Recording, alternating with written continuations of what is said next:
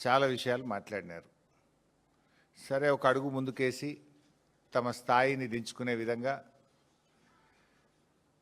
నన్ను పట్టుకొని unfit for politics అనేటువంటి మాట బట్టి విక్రమార్క గారు నన్ను ఉద్దేశించి మాట్లాడారు.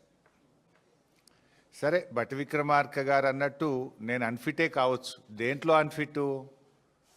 నీలాగా ఫైనాన్స్ డిపార్ట్మెంట్లో ఆర్థిక మంత్రిగా పనిచేసినప్పుడు 20%, 30% కమిషన్లు తీసుకోవడం నాకు రాలేదు. దాంట్లో నేను అన్ఫిటే.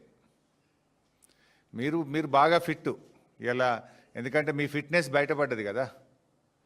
ఫైనాన్స్ డిపార్ట్మెంట్ చరిత్రలో ఏ రోజు కూడా కాంట్రాక్టర్లు వచ్చి సెక్రటరియట్లో ఆర్థిక శాఖ కార్యాలయం ముందు ధర్నా చేసిన చరిత్ర ఏ రోజన్నా ఉందా? ఈ రాష్ట్ర చరిత్రలో మన ఊరు మనబడి బిల్లులు ఇవ్వండి అని కాంట్రాక్టర్లు ఫైనాన్స్ డిపార్ట్మెంట్ ముందు ధర్నా చేశారా? చిన్న కాంట్రాక్టర్లు ఎప్పుడైనా ఫైనాన్స్ డిపార్ట్మెంట్ ముందు గత చరిత్రలో ఏనాడైనా ధర్నా చేశారా? సర్పంచులు, మాజీ సర్పంచులు, మాజీ ఎంపీటీసీలు 10ల సార్లు ధర్నాలు చేసి అరెస్ట్లైన చరిత్ర ఈ రాష్ట్రంలో ఎప్పుడైనా ఉందా? నోరు బారేసుకోవడం చాలా సులువు బట్టి గారు. Give respect and take respect. రాజకీయాల్లో ఫ్రస్ట్రేషన్లో నోరు జారితే మొదటికే మోసం వస్తుంది. సమాధానం ఉంటే చెప్పండి, లేదా మౌనంగా ఉండండి. నోరెందుకు బారేసుకుంటున్నారు? ఎవరు అన్ఫిట్? మా పాలనలో మా కేసీఆర్ గారు ప్రభుత్వం ఆనాడు కాంగ్రెస్ నుంచి బీఆర్ఎస్ అధికారంలోకి వచ్చినాడు. రాష్ట్రంలో పరిశ్రమలకు వారానికి 2 రోజులు పవర్ హాలిడే. హైదరాబాద్ నగరంతో సహా అన్ని పట్టణాల్లో విద్యుత్ కోతలు. గ్రామాల్లో అయితే పగటిపూట కరెంటే లేదు. రైతులకు 7 గంటలు 6 గంటల కరెంటు కూడా రాని దుస్థితిలో మీరు ఆనాటి కాంగ్రెస్ ప్రభుత్వం ఈ రాష్ట్రాన్ని నెడితే 24 గంటల నాణ్యమైన కరెంటును రైతుకు, పరిశ్రమలకు, గృహాలకు, పట్టణాలకు, పల్లెలకు ఇచ్చిన ప్రభుత్వం కేసీఆర్ ప్రభుత్వం. ఎవరు అన్ఫిట్? మీరా మేమా? Who is unfit? ఇవాళ స్కామ్ మీద మేము చెప్పాం. దాని మీద సమాధానం చెప్పారా? ఏదో పీపీటీ పెట్టి 2 గంటల ఉపన్యాసం దంచి కొడితే విద్యుత్ లోడ్ ఇంత పెరుగుతుంది, రాబోయే రోజుల్లో పవర్ డిమాండ్ ఇంత అట్లా నువ్వు చెప్పేదండి. 3వ తరగతి పిల్లాడినే చెప్తాడు. ప్రజలు పెరిగినా కొద్దీ, అవసరాలు పెరిగినా కొద్దీ, టెక్నాలజీ పెరిగినా కొద్దీ విద్యుత్ పెరుగుతూనే ఉంటుంది అవసరం. What is new in that? దానికి పెద్ద పీపీటీ ఎందుకు నువ్వు? ఇప్పుడు సింపుల్ క్యాబినెట్ మీటింగ్ తర్వాత స్వయంగా క్యాబినెట్ బ్రీఫింగ్లో మంత్రులే చెప్పారు, రాష్ట్రంలో రామగుండం, మక్తల్, పాల్వంచలో 3 థర్మల్ విద్యుత్ కేంద్రాలు నెలకొల్పుతాం. కావాలంటే వీడియో కూడా చూపిస్తాను, అక్కడ వీడియో కూడా ఉంది. క్యాబినెట్ బ్రీఫింగ్లో మీరే చెప్పారు. మొన్న మేము ప్రశ్నించగానే తత్త అంటారు. లేలే మక్తల్ కాదు మక్తల వేరే పెడతాము అని 2 రోజుల్లోనే మాట మార్చినటువంటి చరిత్ర మీది.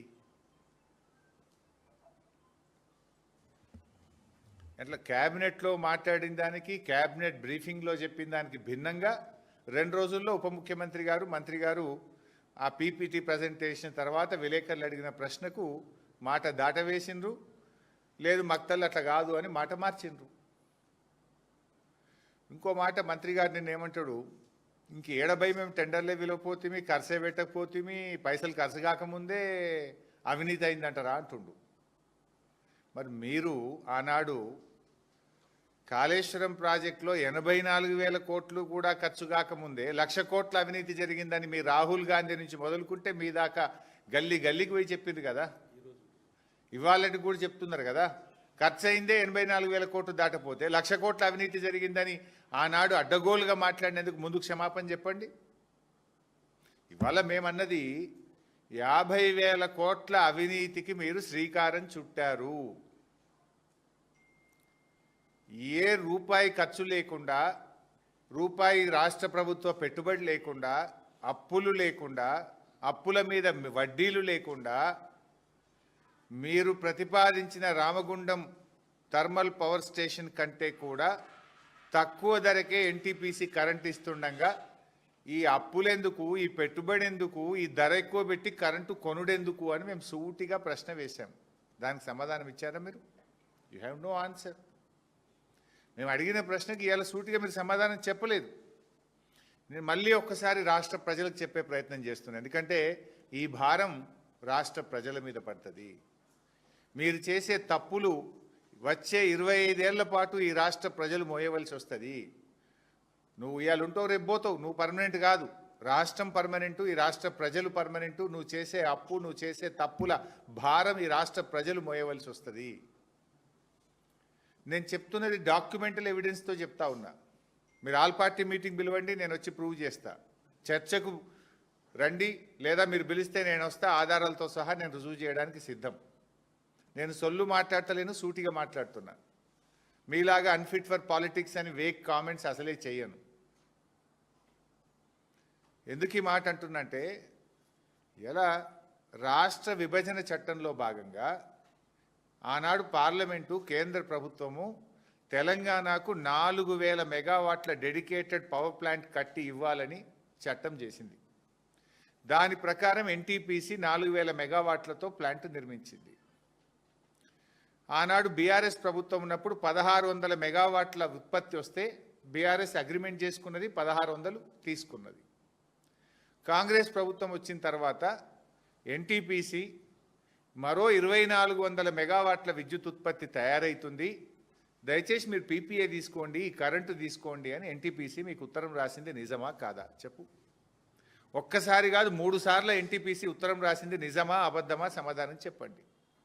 ఎన్టీపీసీ సీఎండీ నేరుగా హైదరాబాద్కు వచ్చి ముఖ్యమంత్రి గారిని, భట్టి గారిని కలిసింది నిజమా అబద్ధమా చెప్పండి.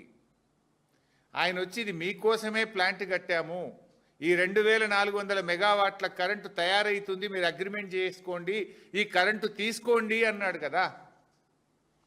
అంటే మీరేం చేసిండ్రు? 2400లో 800 చాలు, ఈ 1600 మెగావాట్లు మాకు అవసరం లేదు అన్నారు. అనడమే కాదు, రాష్ట్ర ముఖ్యమంత్రి రేవంత్ రెడ్డి అసెంబ్లీలో మాట్లాడుతూ బయట 5 రూపాయలకు 4 రూపాయలకే దొరుకుతుంది, మేమంతా గ్రీన్ ఎనర్జీ చేస్తాము, థర్మల్ పవర్ తగ్గిస్తాము అని ఆ రోజు చెప్పారు. ఇవి నేనేం ఉత్తగా చెప్తలేను. ఇది కాంగ్రెస్ ప్రభుత్వం అసెంబ్లీలో పెట్టినటువంటి తెలంగాణ స్టేట్ పవర్ సెక్టార్ మీద white paper on power sector. ఇది కాంగ్రెస్ ప్రభుత్వం అసెంబ్లీలో పెట్టిన డాక్యుమెంట్. ఇది శాసనసభకు చెప్పిన మాట. ఇందులో ఏం చెప్పారు శాసనసభకు చెప్పినప్పుడు? పేజ్ నంబర్ 6లో reduction of technical minimum of thermal power stations from current 60% capacity to 40% by year 2026. ఈనాడు థర్మల్ విద్యుత్ ఉత్పత్తి రాష్ట్రంలో 60% ఉంది, 2026 నాటికి 40% తగ్గించుకుంటాము అని మీ కాంగ్రెస్ ప్రభుత్వం, మీరు భట్టి విక్రమార్క గారే ఇది అసెంబ్లీలో పెట్టిన డాక్యుమెంట్. 40% తగ్గిస్తాము 2026కు అని మీరు. ఇప్పుడు 2026 అయిపోతుంది, నెల అయితే అయిపోతుంది, దగ్గరికి వస్తుంది కదా. నెక్స్ట్ వన్ ఇయర్ 1 మంత్ అయితే అయిపోతుంది. 40% తగ్గించుకుంటామని మీరే చెప్పింది కదా. ఇక్కడనేమో 40% తగ్గిస్తామంటారు, ఇంకోవైపు ఏమో 2400 మెగావాట్ల థర్మల్ విద్యుత్ ఉత్పత్తి కేంద్రాలు పెడతాము అంటారు. ఏది కరెక్టా? అసెంబ్లీలో చెప్పింది కరెక్టా? ఇవాళ మీరు ప్రెస్ మీట్లో చెప్పేది కరెక్టా? లేలే కావాల్సిందే, లోడ్ పెరుగుతుంది, మేము థర్మల్ పెడతాము అంటారు. అసెంబ్లీలో ఏం చెప్పిండ్రు?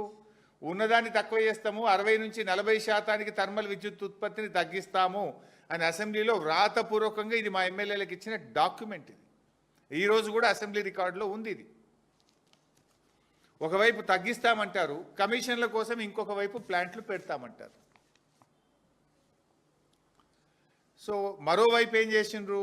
గ్రీన్ ఎనర్జీ పవర్ పాలసీ అని ఇది కూడా డాక్యుమెంటు కాంగ్రెస్ ప్రభుత్వమే విడుదల చేసింది.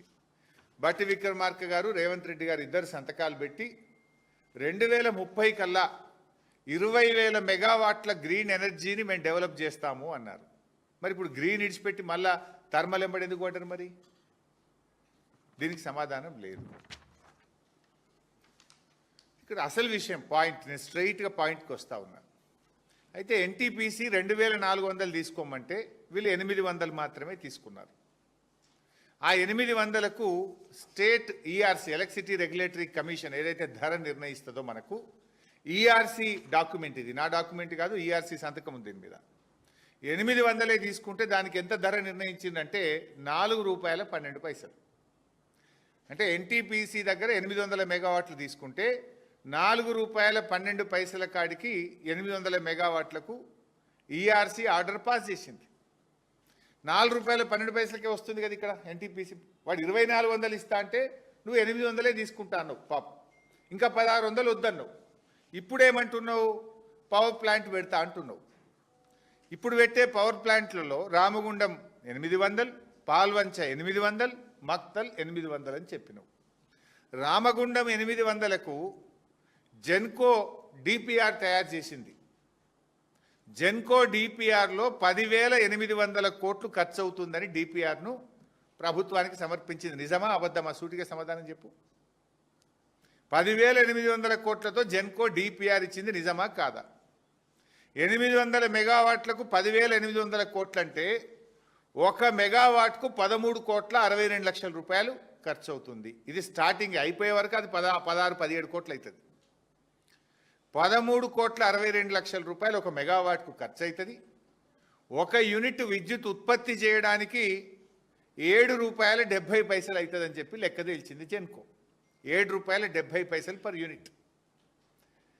మరి 10,880 కోట్లు కాస్త ఏమవుతుంది? పూర్తయ్యే వరకు 15,000 కోట్లు అవుతుంది. ఈ 15,000 కోట్లలో 25% జెన్కో రాష్ట్ర ప్రభుత్వం డబ్బులు పెట్టాలి, 75% అప్పులు తేవాలి. 15,000 కోట్లు ఒక రామగుండంకు, ఇంకో 15,000 పాల్వంచకు, ఇంకో 15,000 మక్తల్కు, 45,000 అవుతుందా? నేనేమంటున్నా, అరే రూపాయి పెట్టుబడి లేదు, రూపాయి అప్పు అవసరం లేదు, మిత్తి మీద పడేది లేదు, వాళ్ళు కట్నీళ్ళు పెట్టిపోయోలే 2,400 మెగావాట్ల కరెంటు మన తెలంగాణలోనే పెట్టి మనకు సప్లై చేస్తామంటే ఎందుకు వద్దన్నావు? అయినా వాళ్ళు చెప్పిన ధర ఎంత? ₹4.12. నువ్వు మీ రాష్ట్ర ప్రభుత్వము జెన్కో రామగుండంలో భూమి ఉన్నది, అన్నీ ఉన్నాక కూడా ఎంతకు తయారైద్ది అన్నాడు? 1 యూనిటు ₹7.70. అంటే దాదాపు ₹3 ఎక్కువ 1 యూనిట్కు, ఇంకా ₹3.40 ఎక్కువ. సరే ₹3 అనుకో. 7.70 వర్సెస్ 4.12. 4.12కి ఎన్టీపీసీ ఇచ్చింది, నువ్వు తీసుకున్నావు 800, ఇంకా 1600 నువ్వు వద్దన్నావు. ఆ 1600 వాళ్ళని వద్దని నువ్వు సొంతం పెడతా అంటున్నావు. ఎందుకు? కమిషన్ల కోసం. సొంతం పెడితే ఎంతకు తయారవుతుంది కరెంటు? ₹7.70 తయారవుతుంది. అంటే 1 యూనిట్ మీద ₹3 అదనంగా విద్యుత్ ఉత్పత్తికి ఖర్చు అవుతుంది మీరు పెడితే. ఒక రోజుకు 3 కోట్ల యూనిట్ల విద్యుత్ ఉత్పత్తి, 800 మెగావాట్లు అంటే దట్ ఈజ్ ఈక్వలెంట్ టు 3 కోట్ల యూనిట్ల కరెంటు. 3 కోట్లు ఇంటూ ₹3 అంటే ఎంత? 9 కోట్లు. అంటే రోజుకు అదనంగా ఎన్టీపీసీ నుంచి కరెంటు వాళ్ళు ఇస్తామనంగా తీసుకోకుండా నువ్వు రామగుండంలో ప్లాంటు పెట్టి నువ్వు ఉత్పత్తి చేస్తే రోజుకు ₹9 కోట్ల ఈ రాష్ట్ర ప్రజల మీద భారం పడుతుంది. నీ జేబులకి వెళ్ళైతే పెట్టవు కదా, ఆ బిల్లు ఎవరికి వేస్తావు? ఆ కరెంటు బిల్లు ప్రజల మీద వేస్తావు. రోజుకు 9 కోట్లు. సరే, సంవత్సరానికి ఎంత అవుతుంది 9 కోట్లు అంటే? రోజుకు 9 కోట్ల చొప్పున సంవత్సరానికి 3,285 కోట్లు ఖర్చు అవుతుంది. ఏ పవర్ ప్లాంట్ అయినా అగ్రిమెంటు 25 ఏళ్ళు 25 ఇయర్స్కి ఉంటుంది. అంటే 25 ఏళ్లకు సంవత్సరానికి 3,285 కోట్ల చొప్పున లెక్క పెడితే 82,000 కోట్ల అదనం భారం ఈ రాష్ట్ర ప్రజల మీద పడబోతుంది. మేము అంటున్నది అదే కదా. ఇప్పుడు నీ కమిషన్ల కోసమో, నీ 30%కో, నీ 40% కోసం ఈ రాష్ట్ర ప్రజల మీద 82,000 కోట్ల భారం ఎందుకు వేస్తున్నావు మిస్టర్ బట్టి విక్రమార్క అని సూటిగా అడుగుతా ఉన్నా.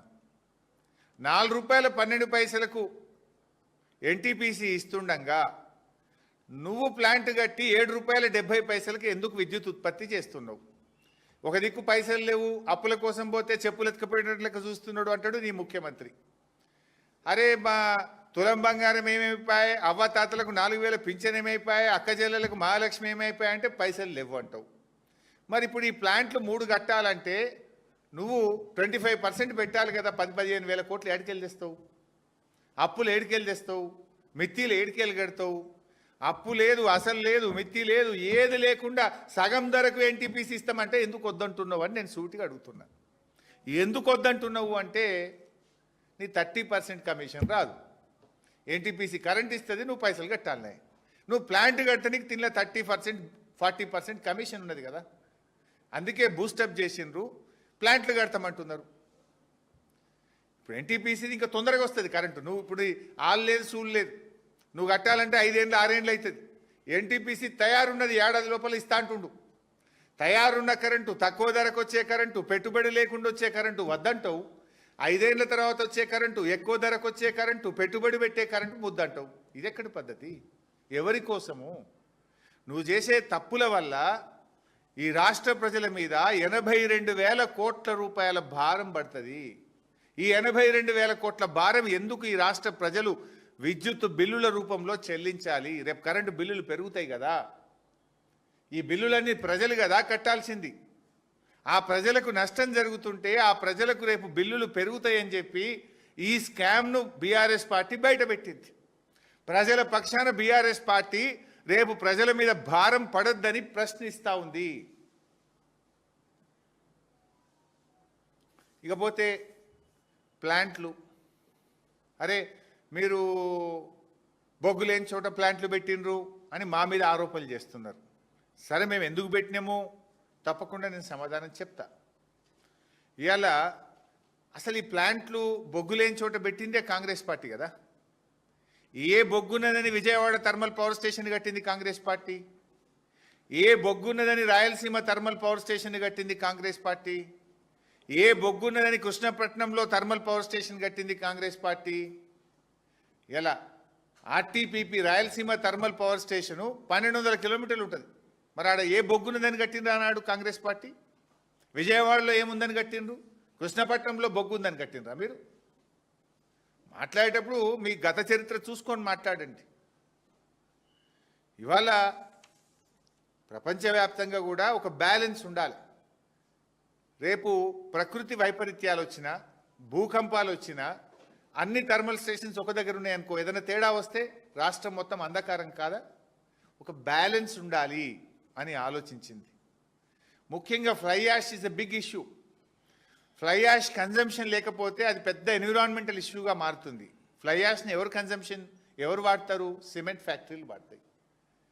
దామర్చెర్ల దగ్గర దాదాపు 30 సిమెంట్ ఫ్యాక్టరీలు ఉన్నాయి.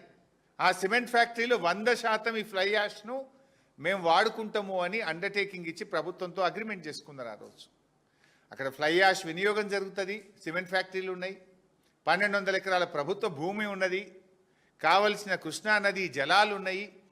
అవసరమైతే పోర్టు నుంచి, అప్పటికి కోల్ లింకేజ్ లేదు, పోర్టు దగ్గర ఉంటుంది, పోర్టు నుంచి మనం ఇంపోర్టెడ్ కోల్ తెచ్చుకోవడానికి అనువుగా ఉంటుంది, బ్యాలెన్స్ ఉంటుంది. ప్రకృతి వైపరీత్యాలు, భూకంపాలు వచ్చినప్పుడు కూడా విద్యుత్తు ఉత్పత్తి జరుగుతుంది, ఇబ్బంది రాకుండా చేసుకోవచ్చు. అన్నీ ఆలోచించి ఆనాడు బీఆర్ఎస్ ప్రభుత్వం యాదాద్రి థర్మల్ పవర్ ప్లాంట్ను కట్టింది. ఆనాడు ఇదే కోమటిరెడ్డి గారు ఏమన్నారు, మేము రాగానే యాదాద్రిని మూసేస్తాం, వద్దు యాదాద్రి మాకు తాళం వేస్తా అన్నాడు. మరి నిన్న క్యాబినెట్లోనేమో తాళాలు కొడుతుండ్రు. మళ్ళీ ఇప్పుడు ఎందుకు పెడుతున్నావు? మరి 2400 థర్మల్ మెగావాట్ పవర్ ప్లాంట్ ఎందుకు ఒప్పుకున్నావు వెంకటరెడ్డి గారు? మరి నువ్వు ఇది అంత కాలుష్యం మా మెడ మీద వేస్తారా అన్నారు. మరి ఇప్పుడు మళ్ళీ ఎందుకు కడుతున్నావు? మరి కాలుష్యం ఉంటే ఆనాడు అపోజిషన్లో ఉన్నాం కనుక ఏదన్నా మాట్లాడచ్చు, గవర్నమెంట్ల కోసం రాగానే పెదవులు మూతపడతాయి. అంటే ఇలా కాంగ్రెస్ వాళ్ళ అడ్డగోలు వ్యవహారాలు ప్రజలకు అర్థమవుతా ఉన్నాయి. వీళ్ళ తప్పుడు కూతలు, తప్పుడు విధానాలు, ప్రతిపక్షంలో ఒక మాట, అధికారంలో ఒక మాట, వీళ్ళ విధానాలన్నీ కూడా ఈరోజు ప్రజలు అర్థం చేసుకుంటా ఉన్నారు. మరి ఆనాడు యాదాద్రి మేము రాగానే మూసేస్తాం, తాళం వేస్తాం, కట్టనీయం అన్నోళ్ళు ఇప్పుడు పోయి రిబ్బన్లు కత్తిరిస్తారు, పోటీ పడి కొబ్బరికాయలు కొడుతుండ్రు. వెంకటరెడ్డి గారు ఉరుకురికి కొబ్బరికాయలు కొడుతుండ్రు. మరి ఆనాడు ఏమన్నావు? మరి కొబ్బరికాయలు కొట్టేటప్పుడైనా యాదికి వస్తలేదు. నేను ఆనాడు తాళం వేస్తా అన్నా, దీన్ని మూసేస్తా అన్నా, ఎట్లా కొబ్బరికాయ కొట్టాలి, జ్వరం వచ్చిందని ఇంట్లోనే వాడుకోవచ్చు కదా సపరేట్గా. అంటే గంత నిస్సిగ్గుగా వ్యవహరిస్తూ ఉంది కాంగ్రెస్ పార్టీ.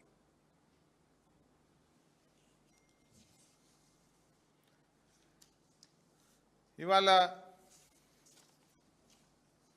గ్రీన్ పాలసీ ఇందాక నేను చెప్పిన, ఇందాక మక్తల్ది కూడా చూడండి, గ్రీన్ పాలసీ ఇందాక నేను చెప్పిన, ఇందాక మక్తల్ది కూడా చూడండి, ఒక పత్రికలో వచ్చిన వార్త ఇదో, తెరపైకి మక్తల్ థర్మల్ పవర్ ప్లాంట్.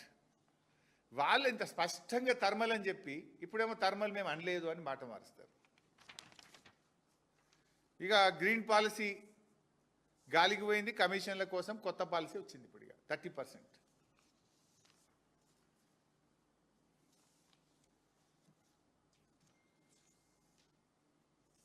ఇంకోటి విద్యుత్ శాఖలో ఈరోజు చాలా బాధ కలిగే అంశం ఏంటంటే మొత్తం ఆంధ్ర అధికారులతో నింపేస్తున్నారు. తెలంగాణ ఉద్యమం జరిగిందే, తెలంగాణ నీళ్లు మనకు, తెలంగాణ నిధులు మనకు, తెలంగాణ ఉద్యోగాలు మనకు. కేసీఆర్ గారు కష్టపడి 95% లోకల్ రిజర్వేషన్ ఉద్యోగాల్లో సాధించింది కేసీఆర్ గారు. కానీ ఇలా కాంగ్రెస్ ప్రభుత్వం వచ్చినాక అత్యంత కీలకమైనటువంటి పోస్టులలో ఈ విద్యుత్ విభాగంలో మొత్తం ఆంధ్ర అధికారులను నింపుతూ ఉన్నారు. నేను మచ్చుకు కొన్ని మీ ద్వారా ప్రజల ముందు పెట్టాలనుకుంటున్నాను. ఓన్లీ విద్యుత్ శాఖని, ఇంకా చాలా శాఖలలో చాలా ఉన్నారు. అసలు ఈ ప్రభుత్వం తెలంగాణ ప్రభుత్వం నడుపుతుందా, వెనక నుండి ఆంధ్ర ప్రభుత్వం నడుపుతుందా అని అనుమానాలు కలుగుతూ ఉన్నాయి వీళ్ళ అపాయింట్మెంట్లు చూస్తూ ఉంటే. వరుసబెట్టి ఆంధ్ర ప్రాంతానికి చెందిన వారిని అత్యంత కీలకమైన విభాగాల్లో ఇవాళ విద్యుత్ శాఖలో అపాయింట్ చేసినారు. ఇవాళ జెన్కో డైరెక్టర్, ఎంతోమంది అనుభవం ఉన్న వాళ్ళు తెలంగాణ బిడ్డలు ఉన్నారు. జెన్కోలో ఈ అంటే హైడల్ అండ్ థర్మల్ ప్రాజెక్టుల నిర్మాణము, నిర్వహణ ఎవరికి ఇస్తారు? జనరల్గా తెలంగాణ బిడ్డలు ఎవరన్నా జెన్కోలో పనిచేసే వాళ్ళకు, అంటే ప్రాజెక్టులు కట్టేటప్పుడు కానీ ప్రాజెక్టుల నిర్వహణలో ఉన్నటువంటి అనుభవజ్ఞులైన ఇంజనీర్లను తీసుకోవాలి. వీళ్ళు ఎవరిని తీసుకున్నారు? రాజశేఖర్ రెడ్డి గారని సింగరేణిలో పనిచేసిండు. ఆయన ఎన్నడూ జెన్కోలో పనిచేయలే, కరెంటుకు సంబంధం లేదు. సింగరేణిలో పనిచేసి రిటైర్ అయినటువంటి ఒక ఆంధ్ర ఉద్యోగిని తెచ్చి మన తెలంగాణ జెన్కో ప్రాజెక్ట్ డైరెక్టర్గా అపాయింట్ చేసిండ్రు. అంటే దీని వెనుక ఎవరున్నారు? ఈ అపాయింట్మెంట్ ఏ రకంగా తెలంగాణకు దోహదం చేస్తుంది, ఉపయోగపడుతుంది?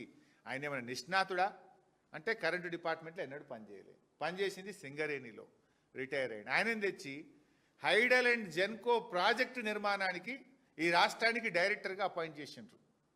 ఇది కీలకమైనటువంటి పదవుల్లో అనుభవం లేని పక్క రాష్ట్ర అధికారులను నియమించడం అంటే ఇది తెలంగాణ విద్యుత్ ఇంజనీర్లను, తెలంగాణ ఉద్యోగులను అవమానపరచడం.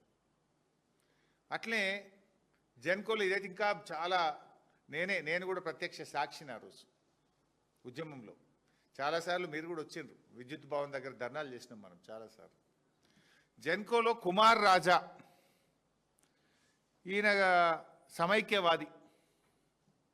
ఆనాడు విద్యుత్తు రంగ కార్మికులు పెద్ద ఎత్తున ఉద్యమం చేసేవాళ్ళు తెలంగాణ కోసం.